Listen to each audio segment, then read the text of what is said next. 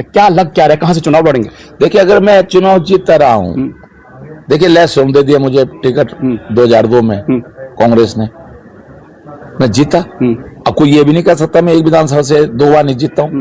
मैं बड़े बड़े नारे भी आपने लगाए, हरीश रावत जिंदाबाद के नारे भी आपने लगाए। हरीश रावत जी के साथ संबंध कैसे, क्या गिले शिकवे दूर हो गए हैं? हरीश रावत जी का आशीर्वाद मिल गया है कि भला जब तुम आगे बढ़ो, कांग्रेस को ले चलो?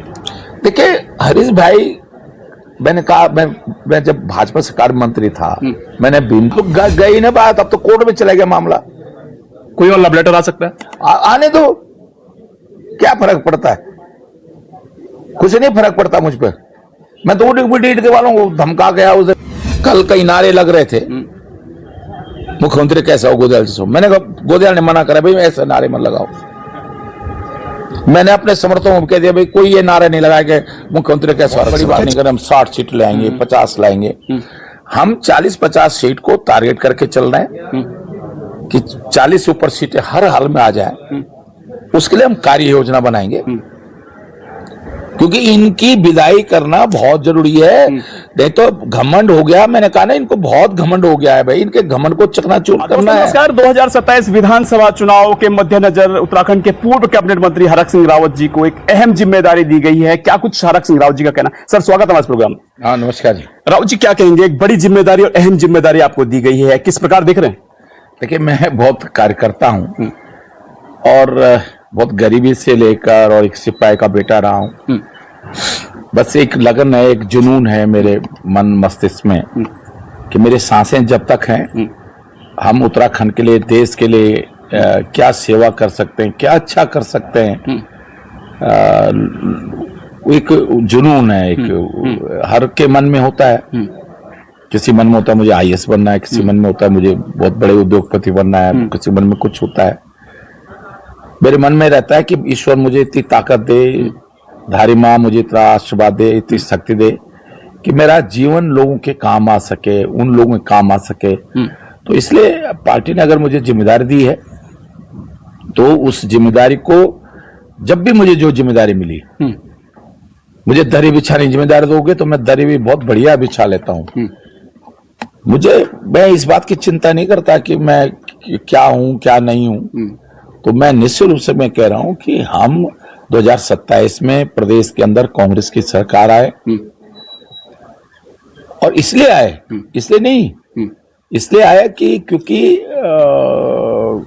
कांग्रेस सरकार तो सरकार है, चाहे किसी भी सरकार हो, लेकिन वो कांग्रेस की सरकार आना इसलिए आवश्यक है क्योंकि भाजपा के अंदर इतना घमंड हो गया है, उनको इतना अहम हो गया है, उनके राष्ट्र नेताओं को भी और प्रदेश के नेताओं को। उनको लगता है भाई हम जनता के लिए काम करें न करें। आपने अग्निवीर योजना चला दी, आपने उपनल के कर्मचारियों को नियमित नहीं कर रहे हो, आप कर्मचारी शिक्षकों को पेंशन नहीं दे रहे हो, आप उन चैनलों को जिनका उत्तराखंड की से कोई लेना देना नहीं, आपने 1000 करोड़ रुपए बांट दिया जी। आपने खनन में घोटाला कर रहे हो, शराब में घोटाला कर रहे हो। तो ये प्रदेश, हमने इस राज्य की लड़ाई लड़ी थी कि आज दो, अभी दो, उत्तराखंड राज्य दो, गोदा झंगोरा खाएंगे, उत्तराखंड बनाएंगे। कल मैं आपके जोशीले भाषण सुना था सर, चूल उखाड़ने को लेकर और उत्तराखंड की तस्वीर बदलने को लेकर। क्या लग रहा है, बिहार चुनाव के नतीजे आ चुके हैं और लोगों का कहना है कि वास्तव में इतना आसान नहीं है उत्तराखंड में सत्ता परिवर्तन होना। आपको क्या लग रहा है? देखिए, उत्तराखंड के लोग बहुत समझदार हैं। हमारी माता बहनें भले ही ये 5 किलो अनाज देते हैं फ्री में, ये हमारा खून चूसते हैं और लास्ट में एक लॉलीपॉप हमारे मुंह में डाल देते हैं। ये 1000 रुपया, 2000 रुपया, 10,000 रुपया फिर देंगे। मैं बता रहा हूँ, इन्होंने आयुष्मान योजना चलाई कि साहब हम सबको फ्री इलाज कराओ। आप हॉस्पिटलों को पूछ लो कि लोगों का पेमेंट हो रहा है कि नहीं हो रहा है। इन पे बजट ही नहीं है, तो इनकी तो सारी फर्जी योजना होती हैं। इसलिए उत्तराखंड के लोग, ये बिहार नहीं है, बिहार से थोड़ी गंगा आई है, गंगा तो गंगोत्री से निकली है, यमुना तो यमुनोत्री से निकली है। तो लोकतंत्र की गंगा अब देवभूमि से निकलेगी, परिवर्तन की गंगा देवभूमि से निकलेगी। अग्निवीर के खिलाफ जन आंदोलन उत्तराखंड की धरती से होगा, भ्रष्टाचार के खिलाफ लड़ाई इस उत्तराखंड की धरती से लड़ी जाएगी। कांग्रेस के जो नए दायित्व मिले हैं उनको भाजपा के जो बड़े नेता कह रहे हैं कि भैया बोतल वही पुरानी बोतल और ढक्कन नहीं है, इस प्रकार की शब्दावली का यूज भी कर रहे हैं। तो वास्तव में आप इस बयान को किस प्रकार देख रहे हैं?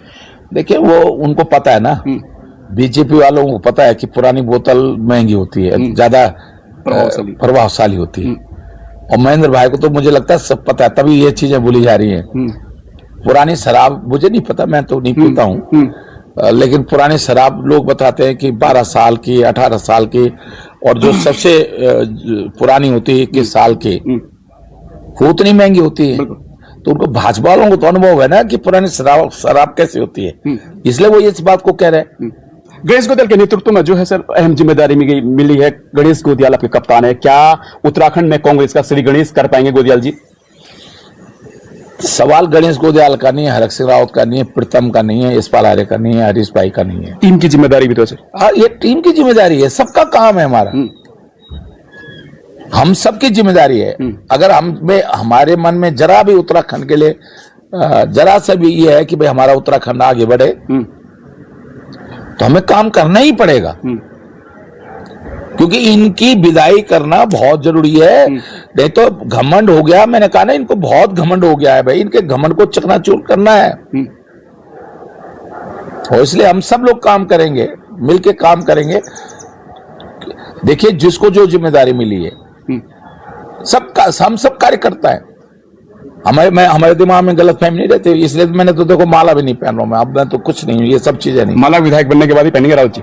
मैं तो विधायक बनने छोड़ो, मंत्री तभी बनेंगे जब विधायक बनेंगे, मुख्यमंत्री तभी बनेंगे। मुझे मंत्री, मुख्यमंत्री, विधायक की शौक नहीं है, बस भाजपा की विदाई हो जाए उस दिन भैया तुम मेरे को एक माला पहना देना, बस तुमसे ही कह रहा हूं मैं, उस दिन पहन लूंगा मैं माला।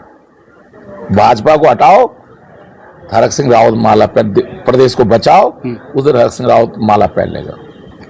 आपके चुनाव लड़ने को लेकर भी सियासी सरगर्मियां तेज हैं। कुछ लोग कह रहे हैं कि सहसपुर से, कुछ लोग कह रहे हैं कि आप रुद्रप्रयाग का दौरा बार बार कर रहे हैं, रुद्रप्रयाग से केदारनाथ विधानसभा से आप चुनाव लड़ सकते हैं, कुछ लोग कह रहे हैं कि मेन सिटी रुद्रप्रयाग से आप चुनाव लड़ सकते हैं। हरक सिंह रावत जी, तमाम जगह आप जा रहे हैं, सीटों का क्या जायजा ले रहे हैं कि हरक सिंह रावत किस सीट पर मजबूती के साथ जीत सकता है? क्या रहा है, कहां से चुनाव लड़ेंगे? देखिए, अगर मैं चुनाव जीतता रहा हूं, देखिए लहसुन दे दिया मुझे टिकट 2002 में कांग्रेस ने, मैं जीता। अब कोई ये भी नहीं कह सकता मैं एक विधानसभा से 2 बार नहीं जीतता हूं। मैं पौड़ी से 2 बार लगातार विधायक रहा हूं उत्तर प्रदेश में, पौड़ी लोकसभा विधानसभा से। मैं लहसुन, मेरा घर नहीं था लहसुन, 2002 में वहां जीता चुनाव। भारत सिंह रावत जी 5 बार की यूपी के विधायक, मैंने उनको वहां उनके घर में जाके चुनाव हराया। उनकी मिसेज जिला पंचायत के उपाध्यक्ष थी, ये दिलीप रावत उसमें ब्लॉक प्रमुख था, मैंने वहां उनको चुनाव हराया। और 2007 में मैंने 5,500 वोट से अधिक उनको चुनाव हराया। मैं रुद्रप्रयाग गया, रुद्रप्रयाग मान्य कंडारी जी को चुनाव हराया। तो ये उसके पीछे बहुत बड़ा कारण है कि मैं लगातार, देखिए मैंने उत्तराखंड गणितों को समझते हैं सब आप, और इसके मास्टर्स भी यहाँ पे नहीं, इसलिए मेरा प्रेम, लोगों का प्रेम है मेरे। कोई देखिए लाख रणनीति बना लो, इंदिरा गांधी क्या चुनाव हारी राजनारायण से 77 में चुनाव हारी इंदिरा गांधी, तो क्या इंदिरा गांधी से बड़ा रणनीतिकार कोई था? लेकिन जब माहौल होता है ना, देखिए मैं कोई रणनीतिकार नहीं हूँ, उत्तराखंड के लोगों का मेरे पे भरोसा है। मैंने देखा कि क्योंकि मैं जब मंत्री रहता हूं, जब कोई काम होता है, मैं ये नहीं देखता हूं तुम किस पार्टी के हो। विधायकों के अंदर डर बैठा है कि कहीं हमारी विधानसभा में हरक सिंह नगर जाए, हमारी सीट खतरे में पड़ जाएगी राउत जी। अब देखिए, कहीं तो लड़ूंगा, पार्टी जहां कहेगी लड़ाऊंगा। कहां गाज गिराएंगे अब वो पार्टी तय करेगी। और मैं एक बताऊं, पार्टी कहेगी नहीं आपको नहीं लड़ना, आप लड़ाना है, तो मैं लड़ाऊंगा। ये जरूरी मैं बहुत नहीं है मुझे विधायक और मंत्री और ये सब, बहुत मैं इन सब से ऊपर उठ गया हूं, बहुत शौक नहीं है मुझे। बस ये है कि भाजपा हार जाए, क्योंकि ये देखिए अच्छा काम करते तो मैं कभी ये नहीं बोलता। अब भी 1 साल है, अच्छा काम कर ले, ये इनको अग्निवीर योजना खत्म कर दे, पहले जैसे आर्मी में भर्ती होती थी वैसे कर दे, ये जो है उपनल कर्मचारियों को नियमित करा दे, ये कर्मचारी शिक्षकों को पेंशन बढ़ा दें, ये पर्वतीय क्षेत्र में जो है जो अनुसूचित जाति के जो पद रिक्त है उनकी भर्तियां पूरे कर दे। ये प्रदेश के अंदर भ्रष्टाचार को खत्म कर दे। ये जो आज 50% कमीशन हो रहा है, ये जहां आप शराब जहां नहीं परोसी जानी वहां शराब परोस रहे हो आप। इस केस में हमने क्यों लोगों को आंदोलन करना पड़ा कि सरकार शराब की दुकान बंद करो। सर मैं ये जानना चाहूंगा, अभी तक जो आपकी हिस्ट्री रही है वो मैदानी विधानसभाओं की, क्या माइग्रेट होंगे? इस बार कहा जा रहा है धर्मपुर से तमाम चीजें कही जा रही, माइग्रेट होंगे? और यदि हरक सिंह रावत माइग्रेट करते हैं, मैदानी विधानसभा से चुनाव लड़ते, क्या जो वो जन आधार मिल पाएगा? एक चिसुर में कोटद्वार नहीं मैदान है, कोटद्वार मैदान नहीं है। मतलब ये एक चिसुर में पहले तुम गुए लगे क्या, कोई 50 साल पहले गुए लगे देहरादून है, यहाँ कोटद्वार है, क्या कुछ लोग रुड़ के चल गए, कुछ डिस्ट्रिक्ट खिला हाँ, नीचे तो गुए कोई 20 साल पहले, कोई 10 साल पहले, कोई 5 साल पहले। और तुम्हारे पिछले गुए लगे अगर मैं भेजो लो, चाहे सहसपुर लो, चाहे डोयल लो, चाहे धर्मपुर लो, चाहे मैं कख्यौर लो, गुए लगे तो तुम्हें बह रहे हो क्यों? और अब देहरादून में भी डोयला विधानसभा में 60% से लेकर ऊपर जो है गढ़वाली वोट है। ऋषिकेश में गढ़वाली वोट नहीं है या वहां। और फिर सब जो उत्तराखंड है भाई। हम मैं ये पहाड़ी और देसी और ये मैं नहीं कर रहा हूँ। विधानसभा में तो सब यही चल रहा है। 25 साल की जो मंथन में निकला यही पहाड़वाद मैदानवाद के बीच एक खाई निकली। विधानसभा के पटल पर आपने देखा पहाड़ के विधायक पहाड़ों को लेकर संजीदा दिखे, मैदानी विधायकों ने विरोध किया, कहा हम भी उत्तराखंडी। कहां देख रहे हैं आप 25 साल बाद? देखिए ये बिल्कुल गलत है, ये छोटी सोच है। जो विधायक 5 साल में अपनी विधानसभा में 4 साल में या 10 साल में कुछ नहीं कर पाए, वो जानबूझ के ये इमोशनल पैदा कर रहे हैं, ये राजनीतिक साख बचाने के लिए। हाँ बिल्कुल। अगर तुम पहाड़ के विधायक हो, अपनी विधानसभा जनता ने दे तो दिया तुमको वोट, जनता ने बना तो दिया तुम्हें विधायक, जनता ने बना तो दिया तुमको मंत्री।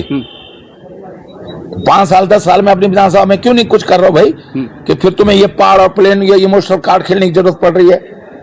मैदान के विधायक को जिता तो दिया, चाहे बसपा से जिता है, चाहे कांग्रेस से जिता है, चाहे भाजपा से जिता है, जिता तो दिया तुमको हरिद्वार के लोगों ने, उधम सिंह नगर के लोगों ने। तुम काम करते। ये इमोशनल देखिए, उत्तराखंड अब ये ठीक है कि माना बोरिंग अगर माना यहाँ देहरादून में बोरिंग करेंगे, हरिद्वार में बोरिंग करेंगे तो पानी जल्दी निकल जाएगा। पहाड़ में अगर ट्यूबवेल बोरिंग करेंगे तो बहुत नीचे तक जाना पड़ेगा, वहां थोड़ा सा ये देखना पड़ता है कि पहाड़ से पानी कहां निकल रहा है। तो इस तरह नीतियां तो अलग बन सकती है कि भाई जो पहाड़ में सड़क, देहरादून में अगर सड़क या हरिद्वार में सड़क अगर 1 किलोमीटर सड़क जो है 50 लाख में बन रही है, तो पहाड़ में 2 करोड़ में बनने की। क्या लग रहा है सर आपको पहाड़ के लिए अलग योजना बननी चाहिए? क्योंकि मैदानी विधानसभा और पहाड़ी विधानसभाओं में बड़ा अंतर है, क्योंकि पहाड़ों से विकास अभी भी बहुत दूर है। देखिए योजना बनाना अलग चीज है। कारण क्या है कि पहाड़ में देखिए वो तो केवल पहाड़ी में नहीं, अब पहाड़ में जैसे श्रीनगर है, श्रीनगर में आप श्रीनगर के हिसाब से योजना बनाओगे क्योंकि वो घाटी में है। अब श्रीनगर में आप आम तो पैदा कर सकते, सेब थोड़ी पैदा कर सकते हैं। श्रीनगर गढ़वाल है तो श्रीनगर पहाड़ में ना, लेकिन घाटी में गर्म होता। मेरे गांव खुद घाटी में श्रीनगर के पास है, तो मेरे गांव सेब नहीं पैदा हो सकता, नाशपाती नहीं, अखरोट नहीं पैदा हो सकता, पोलम नहीं पैदा हो सकता। वहां एप्पल आम पैदा होगा, अमरूद पैदा होगा, आंवला पैदा होगा। तो जहां जो चीज पैदा होगी वहां वही चीज तो लगाई जाएगी। जहां चीड़ का पेड़ लगाना है वो चीड़ का लगेगा, जहां बुरांस का लगना है बुरांस लगेगा, जहां उसके पौधारोपण होगा वहां उस तरह का होगा। तो मैदान में जो चीजें जिस तरह मैदान में जो चीजें मैदान में, गन्ना पहाड़ में नहीं हो सकता, होगा भी तो उतना लेवल पे नहीं हो सकता। और फिर वहां पहाड़ से जो है इतना होगा नहीं, वहां से फैक्ट्री में लाना बड़ा महंगा पड़ेगा। तो जहां जो चीज पैदा हो सकती है, जहां जो चीज योजना की जरूरत है, मैदान देखिए, लेकिन है पूरा उत्तराखंड हमारा।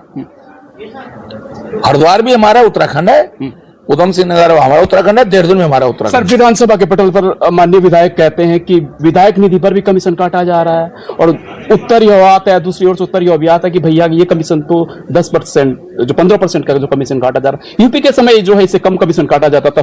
कमीशन का रेशियो बढ़ा उत्तराखंड बनने के बाद? नहीं, हाँ ये ठीक है। उत्तर प्रदेश के टाइम पे विधायक निधि नहीं होती थी, ये विधायक निधि जब उत्तराखंड बन गया तभी हुई। और मैंने देखा, मैं जब लहसुन से 2002 में विधायक बना, मैंने आरएस से पूछा कि भाई कितना कमीशन लोगे, तो उन्होंने कहा 25%। बहुत कम लेंगे साहब, 21%। तो मैंने फिर जिला ब्लॉक इकाई को दे दिया, जिला युवा कल्याण को दे दिया कार्यदय सस्ता। युवा कल्याण वालों ने कहा साहब हम 15% पे मान जाएंगे। आप 15% की बात करो, यहाँ जो कार्यदायी संस्थाएं हैं वो 30% कमीशन ले रही है विदाई निधि पे, और तो छोड़ो वही नहीं ले रहे हैं। माफ करना, आप जांच करा लो, बहुत सारे मान्यवर भी ले रहे हैं। ईमानदारी का रोना भी रोते हैं फिर। अब गलत है ना। अब 1 लाख रुपए में मान्यवर ने ले लिया 20-25 हजार रुपए, 20-25 हजार रुपए जो है कार्यदायी संस्था ने ले लिया, तो वो 1 लाख में योजना कितने की बनी? 50,000। तो क्या होना है? इसलिए तो सब सरकारी धन का ऐसे तो दुरुपयोग हो रहा है। सर, आपका एक बयान आता है पूर्व मुख्यमंत्री त्रिवेंद्र सिंह रावत जी को लेकर, आप कहते हैं कि मुझे ऐसा लगता है कि मेरे खिलाफ जो ईडी का षड्यंत्र था वो त्रिवेंद्र सिंह रावत जी का हो सकता है, ऐसी पॉसिबिलिटीज आपने जताई। क्या ये बयान किन शब्दों में आपने दिया सर? एक चीज सुनो, इसलिए मैंने कहा कि मैं भाजपा छोड़ दी जनवरी 22 में, 16 जनवरी 22 को, ठीक है। ईडी आ रही 24 को, ईडी आ रही 24 को।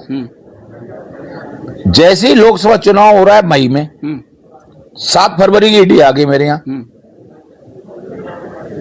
क्योंकि इनको लगा होगा सर्वे, इन्होंने जो सर्वे कराया हो, इनको लगा हो हरक सिंह रावत को अगर टिकट मिलता है, हरिद्वार लोकसभा से लड़ते हैं हरक सिंह रावत, तो भाजपा की एक सीट खराब हो जाएगी। इसलिए मेरे को उलझाने के लिए, मुझको परेशान करने के लिए ईडी भेजी। अब मैं त्रिवेंद्र रावत को इसलिए कह रहा हूं कि त्रिवेंद्र रावत लड़ा हरिद्वार से। त्रिवेंद्र रावत जी तो ना यहाँ शासन में, ना मुख्यमंत्री, तो कैसे ईडी आ गई सर? भाजपा में तो है, उस समय तो उन्हीं की सुन रहे होंगे ना उस समय तो। अरे ईडी के अधिकारी वो कहने से आ रही है, आप पूछ लो किसी से भी। अगर ईडी आई होती तो वो जो शराब से इकट्ठा कर रहा पैसा, कोई तोमर है सुना, या कोई भाजपा काले के नजदीक कहीं रहता है, उसने पूरे प्रदेश में शराब वालों से 500 करोड़ रुपए ले लिया, खनन वालों से पैसा ले लिया। कहां जा रही होगी ईडी? उन पे तो जा नहीं रही ईडी। हरक सिंह पे कहां से आ रही भाई? भाजपा के जितने नेता हैं एक दिन ये मंच पे खड़े हो जाए और ईडी के अधिकारी बैठ जाएं सामने, मीडिया भी रहे और एक तरफ मैं भी रहूं मंच पे। भाई मैंने तो नौकरी करी है ना 25 साल यूनिवर्सिटी में, मेरी मिसेज ने नौकरी करी है ना, मेरा भाई भी नौकरी करी, बहू ने नौकरी करी, पिताजी ने नौकरी करी, दुकान चलाई, होटल चलाया, ठेकेदारी करी। हम पे तो आय के स्रोत है। इन भाजपा वालों से पूछो ना कि तुम्हारे आय के स्रोत बता दो, तुम पे एक मकान बनाया, तुमने कहां से बनाया? सर, ये बड़ा सवाल है कि जब भी चुनाव आते हैं ईडी का लव लेटर आपको आ जाता है। इस बार लग रहा है आपको लव लेटर आने में देरी हो गया, आएगा नहीं। आप गई ना बात, अब तो कोर्ट में चला गया मामला। कोई और लव लेटर आ सकता है? आने दो, क्या फर्क पड़ता है? कुछ नहीं फर्क पड़ता मुझ पर। मैं तो ईडी के वालों को धमका गया उस दिन, राजीव जैन को और अभय को धमकाया, हाथ जोड़ने लगे मेरे सामने कि साहब हम क्या कर सकते हैं, हमारी मजबूरी है। ये तो फर्जी संस्था है। वो देखो, मैंने कहा तुम्हारी इमेज खराब नहीं हो रही ऐसे में? कह रहे इमेज अच्छी है। कहां साहब हमारी? ईडी वाले कह रहे। हरक सिंह रावत जी, फ्रंट फुट पर आकर अब आप बल्लेबाजी कर रहे थे और बल्लेबाजी का नतीजा यही निकला कि आपको चुनाव मैनेजमेंट में अहम जिम्मेदारी दी गई। क्या आप मान रहे हैं कि इस बीच जो हरक सिंह रावत ने होमवर्क किया, सड़कों पर निकले, जैसा संघर्ष आप कर रहे हैं, अन्य नेताओं के अंदर ये कमी हम देख रहे हैं, क्या मित्र विपक्ष की भूमिका निभा रहे हैं आपको छोड़कर सब लोग? मित्र विपक्ष की भूमिका नहीं होनी चाहिए भैया। देखा सुन लो, आपकी पार्टी के आरोप लगता है। मैं देखो, मैं मेरे एक अंदर मेरी आदत है, अगर आज हम कांग्रेस में हैं तो कांग्रेस में, अगर नहीं है तो छोड़ दो भाई। नहीं क्यों मुद्दे नहीं उठते सर? फिर बुनियादी मुद्दे क्यों नहीं उठाते? गलत है ना। बेरोजगार युवा बैठते हैं टेंट पर, आपकी पार्टी जो है उसके 10 दिन बाद आती है, तमाम मुद्दों पर जो है पार्टियां पीछे रह जाती है। क्या मित्र विपक्ष नहीं कहा जाए? मैं कह रहा हूं ये बिल्कुल गलत। यही तो दुर्भाग्य है उत्तराखंड का। यहाँ पक्ष विपक्ष जब एक हो जाए ना तो प्रदेश का बेड़ा गर्क ही होना है। जो मुद्दे जो जैसे पेपर लीक वाला, अब देखना आज के बाद, आज देखो मैं उस समय कोई डिसीजन लेने की स्थिति में नहीं था, अब आप देखना कोई मुद्दा होगा हम लड़ाई सड़कों पर लड़ेंगे, ये हमारी जिम्मेदारी है विपक्ष के कार्यकर्ता के नाते। धामी चाहे मेरा छोटा भाई क्यों ना हो, महेंद्र मेरे छोटा भाई क्यों ना हो, वो छोटा भाई घर में है, छोटा भाई घर में है,